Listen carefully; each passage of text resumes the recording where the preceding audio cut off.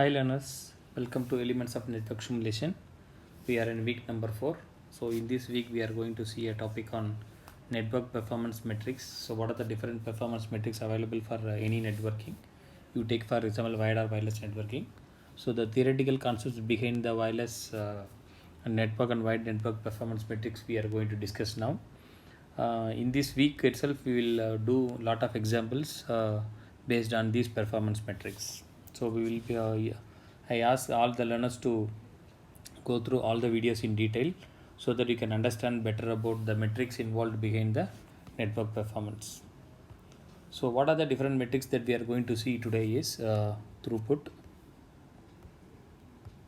So throughput, end-to-end delay, response time or latency, packet drop, packet loss, packet delivery ratio and jitter. So these are the tools that we are going to see in this session. So first thing is throughput. So throughput here it is quantity of the data that is being sent in a unit of time. Okay. So that means the amount of data that is being sent in a network between two different computers or two different nodes in a given unit of time. So usually it is measured in bits per second. So that is we have kilobits per second. The small b refers this b refers the bits, and capital B usually refers bytes. So that's how we just deal the things. Here usually throughput is measured in terms of BPS, bits per second. It refers effective transmission rate. So throughput refers effective transmission rate. So that means that the rate at which the packets are being transmitted, that's what we call the effective transmission rate across multiple nodes. Good put. So there is another word like throughput we call as good put. So good put is the usefulness of the data, sometimes called as application layer throughput, since the useful data is sent to the receiving application. So there are two different things called as good put versus throughput. So good put is something we call it as usefulness of data. So that means the receiving application will get a good number of packets. Throughput means any packets that is come across the node will be the throughput. So it could be in the network layer, it could be in the transport layer, it could be in the session, presentation, application layer. But good put mainly happens at the application layer. Instantaneous throughput and average throughput. So what we can able to see instantaneous and average throughput. So that's all we are going to see. Okay. So now an example is I will just take a node. So let's say a node 0 and a node 1 here. Okay, so let's say if these two nodes are wired nodes. So wired node means they have a physical connection between. So we have a connection here. So usually we represent two parameters here. One parameter is the data rate, another is the delay. So usually we mention two parameters for a wired link. So data rate means 5 Mbps, 2 milliseconds. So this is what the two parameters. So 5 Mbps means 5 Mbps is the bandwidth, or we call as data rate, and 2 millisecond is the delay. So delay means every 2 millisecond a packet can transmit in this network between this node 0 and 1. Okay, so now for example the node 0 is the source node and this is the destination. So this is the source. So in this case what happens is this source node generates packet, it generates and sends to destination. That's how it packets. So the packets are being sent via the wired link like this with the speed of 2 millisecond. The maximum data can hold is 5 Mbps. That's how the data goes here. Okay. So now at this end we can able to calculate on what time or how many packets have been reached the node number 1. That is called as a throughput. So usually that's what throughput. So this throughput we call it as instantaneous throughput. So that means that between node 0 and 1, so we call instantaneous throughput. Now suppose for example we have another node here 2, node number 2, where again another link is here. So now this node 0 is wanting to send it to node number 2. So in that case also, after 1 is receiving, it will also send the packets to the, it will have another instantaneous throughput. So average throughput will be, so the T1 and T2 divided by these two. So that is what we call as the average throughput. So the throughput across each and every link will be calculated, and the total divided will be the average throughput. So this is how the way the throughput will be calculated mainly on the networking. So throughput is a powerful metric for any network. So let's say a wired or wireless network. So mainly throughput is affected because of the delay factor, because of the network congestion, because of the congestion control is not present in the network. So all these reasons have cost on this throughput factor. So throughput is the ultimate and the basic any requirement of any network for measuring their performance. Next thing is end-to-end delay. So end-to-end delay means so the delay between multiple nodes. That's what we call end-to-end delay. Delay of an end-to-end path is sum of delays on all links and intermediate nodes. Please see that on immediate nodes as well as on all links. So this is called as the delay. Usually delays are configured into two: transmission delays and propagation delays usually. So transmission delay means during the transmission of packet in a particular link we call transmission delay. If B bits are sent in R seconds, then B by R is a delay in that link. So we have a link like this. If B bits are sent in R, so B by R will be the delay in that particular link. So B bits are being sent in R seconds. Propagation delay will be depends on the length of the wire. So what is the size of the wire, the length of the wire, what we use, and the speed of the light in the medium, etc. These things matters a lot when the propagation delay happens. So end-to-end delay is another network performance metric that is very useful for most of the networks. Again, I'll show you a diagram. So I have node number 0. I have node number 3, for example. So this is the destination D and this is the source S. Now I have two intermediate nodes. So like this, let's say I have three intermediate nodes. So for example, I'll take 1, I'll take 2 and I'll take 4. Okay. So now in this case what I do is I have a wired connection here. Between 1 to 2 I have a wireless connection, and between 2 to 4 I have a wired connection. 4 to 3 also I am having a wired connection. So the number need not be in order because the nodes could be in any order. So please remember that between 1 to 2 we have only wireless connection. So they experience wireless connection. So that means that so there is a wireless interface available in node 1 and 2 so that they can talk to each other in a wireless way. Okay. Now for example, in wired network I have a data rate, that is data rate and delay usually. So usually data rate and delay will be like this. We will write like this. So I just use 10 Mbps 2 milliseconds, and here I can say 1 Mbps 1 millisecond, and here I will write 100 Mbps comma 1 millisecond. So among this, which line could be the fastest line? This is the fastest line. This line is the fastest one because 1 millisecond, but the bandwidth is 100 Mbps. So that means a very huge line. So let's say, for example, this is the ISP. So from this ISP, this node is getting the internet. So this could be your, let's say, if you are working in a corporate or a campus, we will have a gateway. So from the ISP to the gateway, 1 millisecond was the delay and 100 Mbps was the bandwidth. Okay, it is coming to here.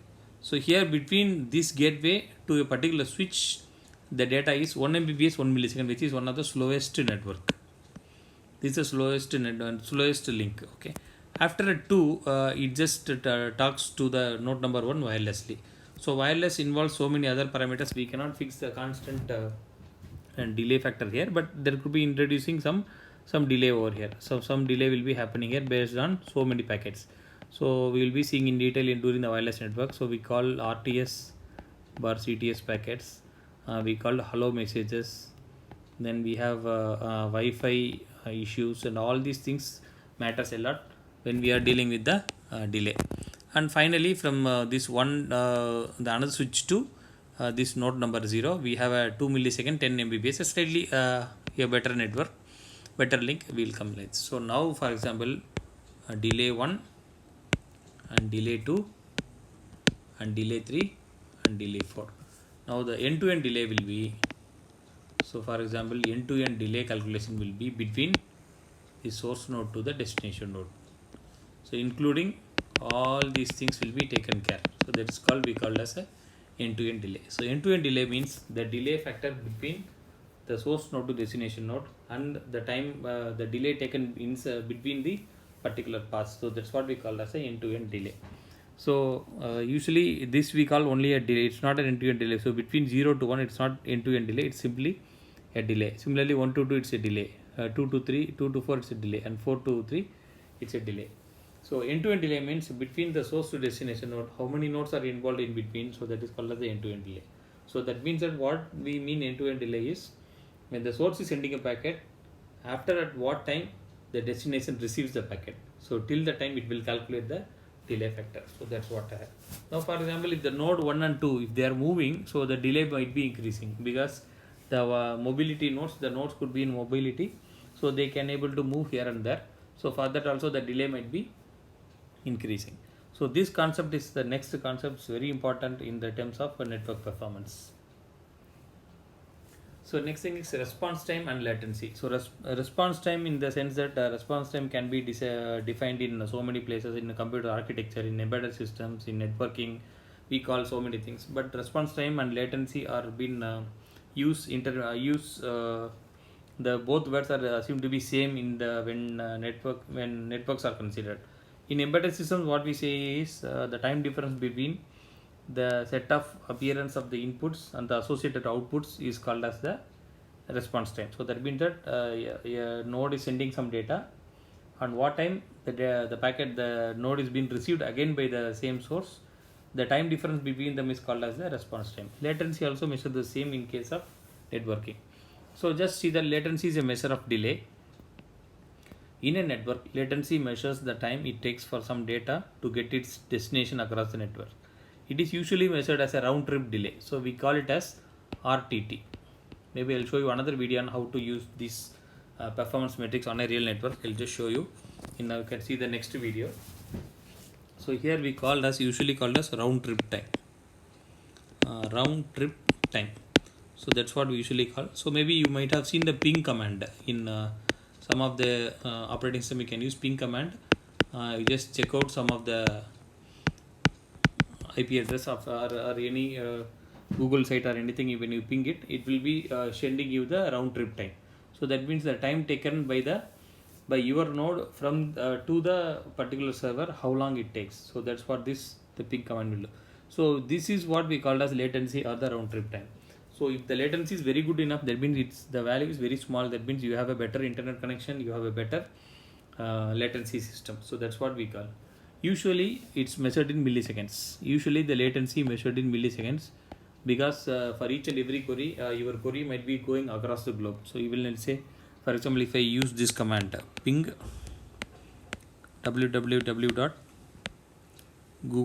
when you type this command in Linux or Windows or Macintosh, any machine in a terminal, if you type this command, you may be getting a delay something, let's say 5 milliseconds delay and 10 millisecond delay. So every packet will have a different delay factor. So maybe I'll just show you a demo in the next video. So you can able to see that. So what happens to the latency of this particular system. So if the delay is very less, then you can understand that Google servers are very good enough, that your internet is also very good enough.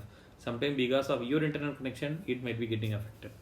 So that's what we call latency. Throughput mainly gets affected because of the latency. If the latency is very high, throughput also gets affected because of the congestion in the particular path. So that's what we call latency. Okay, so usually latency means let's say I have a source node, I have a destination node. Okay, now I'll send a packet. I usually called ping packets. And from there I get another packet here. So TP, so I call usually TP and TR. So I'll calculate TP plus TR equal to RTD, round trip time. So that means the time taken from reaching the source to destination and the time taken again coming from a destination to the source. So that's what we called as a round trip time. So based on this time factor only, I can able to calculate the latency of a particular network. If latencies keep on increasing to a higher value, that means that your network performance is day by day it's decreasing. You need to change the network or change any parameters or anything to improve the latency. So latency is again one of the greatest thing in the network performance. So most of the concepts what we are discussing here all are the very important network performance metrics as far as the network is concerned. Next thing is packet loss, packet drop. So again, this is one of the great concept again in the networking. So packet loss and drop. So you might have studied packet loss and packet drop. You might be thinking that both are same, but there's a difference between the packet loss and the packet drop. So packet loss means it occurs when one or more packets of data traveling across a computer network fail to reach their destination. So that means that sometimes it fails to reach the destination. Sometimes the destination sends the packet back. The source might not be receiving the packets. So that's how the packet loss happens. Packet drop is on an interface, whereas packet loss is lost packets that were dropped in the path. So I'll just show you in a demonstration here. So let's say there are two nodes here. Okay, so node 0 and node 1, I just use it here. So node 0 is sending a packet. Somewhere when it goes, there was congestion in the network, your packet gets dropped.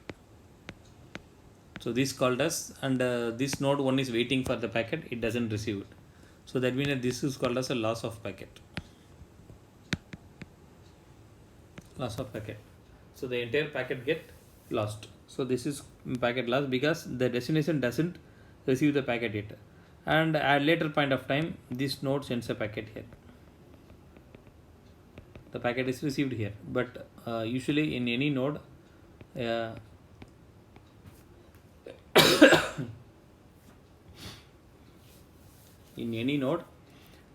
will be having a queue here. So usually all the nodes at this point here also there will be a queue. So whenever the packet is being sent by the node, the packet will be put into the queue. So queue means FIFO, first in first out. So that means that the insertion will be at the back. So that means that so every time the packet is added here, then the packet will move. So suppose if the queue is full,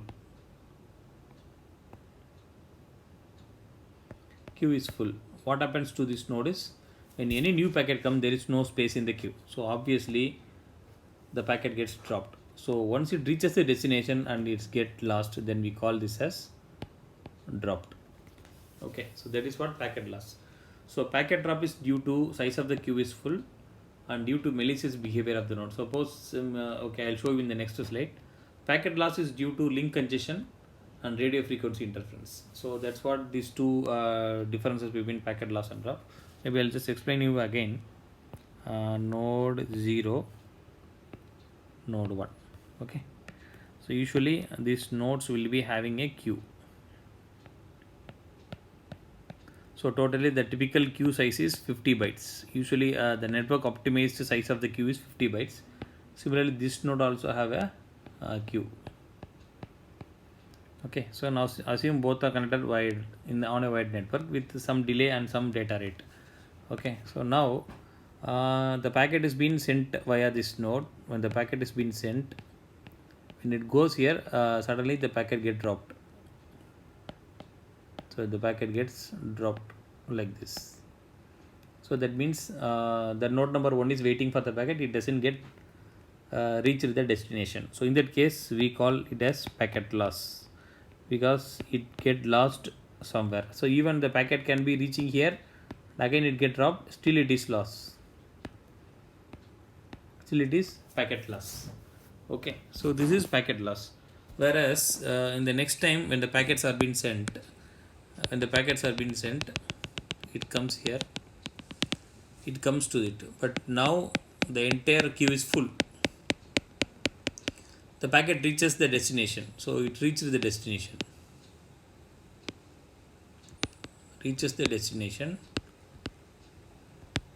but no place to hold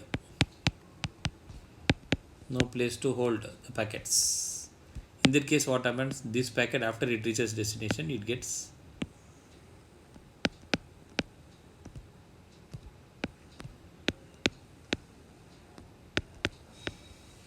this, we call it as packet drop.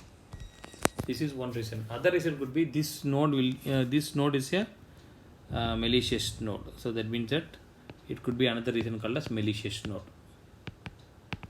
So malicious means the job of the malicious node is to drop the packets. The whatever packet it receives, it just drops many packets. So it is malicious activity. In this case, we call it as a packet drop. So packet loss and packet drop, this is a main difference. Packet loss means it lost somewhere before it reaches the destination, the packet might be getting lost. Packet drop means it reaches the destination, but there is a queue size or because of the malicious activity, the packet is getting dropped. But what is the reason for this packet loss drop? What is the reason? One reason is the congestion of the network. So congestion means, for example, link congestion. So this link, for example, there is another node here, and there is another node. Okay, so this node also sending packet via this node, and sending data via this to this node via the same line. In that case, what happens? Both are using the same line, so there could be congestion. That is one reason. Another reason is the radio frequency, radio interference. So because of the radio interference, that means that if it is wireless nodes, if there are wireless nodes, so across two different multiple nodes like this, so there will be interference everywhere. So that's how this radio interference will be a major reason. So usually what happens in a wireless node, we have a node like this. Above this node we have another area. Above this node we have another area. This is called as this area. This area is called as transmission range, and this area is called as interference range. So because of this interference, if any node is there in the interference range of this node, there could be chances that the packet might be getting lost because of the interference. So that's how happens. So when there is a power line, when there is a power line goes, so obviously what happens near the telephone line and the power line, this will be packet loss will be more because of the power line crossing the telephone line. So that's what this packet loss and drop will do.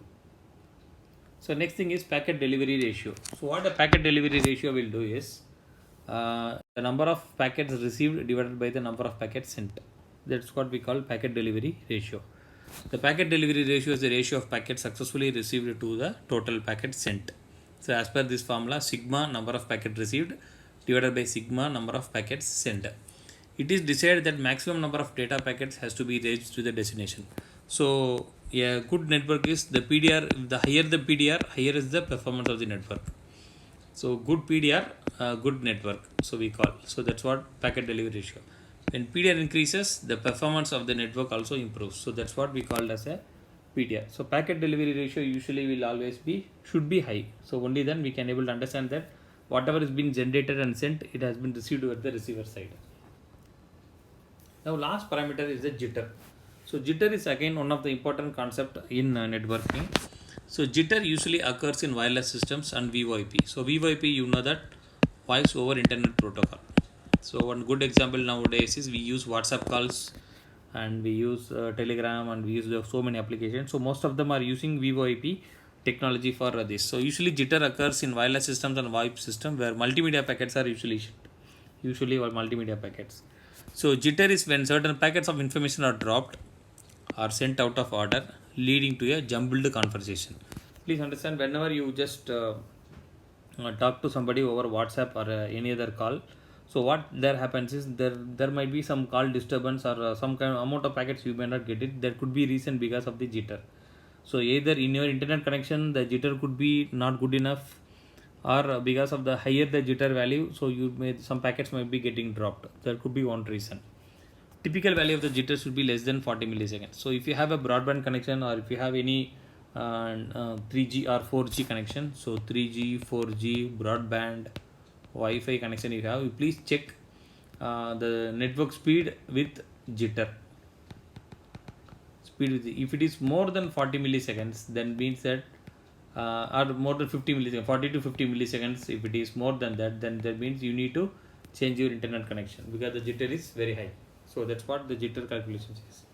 So what causes jitter? So mainly jitter is caused by network congestion, wireless networks, and bad hardware. So usually wireless networks have higher jitters because of radio interference, then quality of service. So because QoS is very less in wireless networks. So because of this reason, the jitter could be very high, and bad hardware. So if you have a very old hardware, so let's say I use a router here. So let's say I have a 1, 2, 3, 4, totally 300 Mbps router, for example. If I have 300 Mbps router, before 300 Mbps I was having only 150 Mbps router for Wi-Fi. Okay, So in this case, the jitter is let's say 170 milliseconds. Sometimes it happens 170, but after I replace to this router, the jitter came down to 60 milliseconds.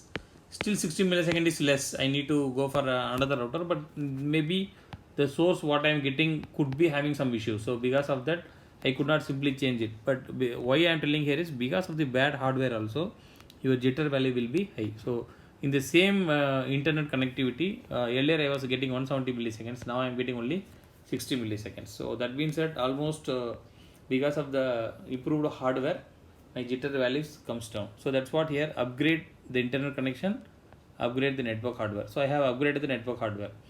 In still, if you feel the 60 milliseconds and 70 80, if it goes on increasing, then I could be changing the internet connection too, so that, or I can upgrade the package so that I can have a higher bandwidth, so that higher speed, so that I will get a better internet connection. Or I can use a jitter buffer. So jitter buffer means I will be having jitter buffer, all the packets will be put into it, and someone calls me, the pack before reaches the destination, the packet will be put into the queue or put into buffer. So from this buffer, everything will be fed, taken one by one, and then give it. So in this case, we can use a jitter buffer. So in these methods, I can use jitter, latency, end-to-end delay, and packet delivery ratio, packet loss, packet drop, and throughput. All these performance metrics are very important of analyzing any networks.